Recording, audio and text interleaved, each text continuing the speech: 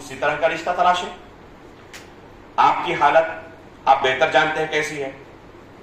अब आप अपने से 2-3 गुना ज्यादा मालदार खानदान में शादी करने जाएंगे तो जाहिर सी बात है कि ये आपका इंतखाब दुरुस्त नहीं है। बाद लोग पूछते हैं कि गरीब और फकीर है वो शादी कर सकता है, तो वो भी तो रहता है दुनिया में ना, वो भी तो खाता पीता है, कुछ ना पहनता कुछ ना कुछ। एक गरीब और फकीर भी जो फुटपाथ में रहता है वो भी तो कुछ खाता पीता है।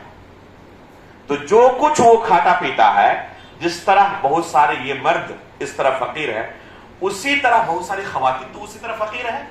उन खवातीन को जरूरत नहीं है शौहर की, तो ये रिश्ता कायम करे और इज्जत की हिफाजत करे, चाहे वो गरीब हो, चाहे फकीर हो, चाहे मालदार हो।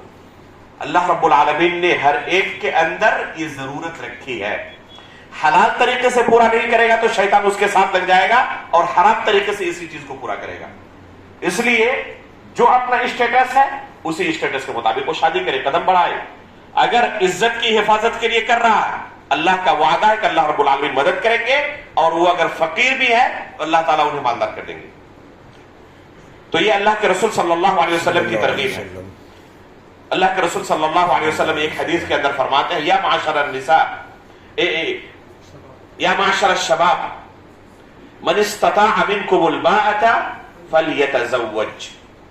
ऐ नौजवानों की जमात, तुम में से जो शख्स खर्च वगैरह बर्दाश्त करने की ताकत रखता है या जिसके पास कुव्वत है निकाह की, इसकी 2 तफसीर की गई है। एक इज़्दिवाजी हुकूक अदा करने की कुव्वत, और दूसरी तफसीर की गई है उसके पास माल हो, बीवी पर खर्च करने की कुव्वत हो।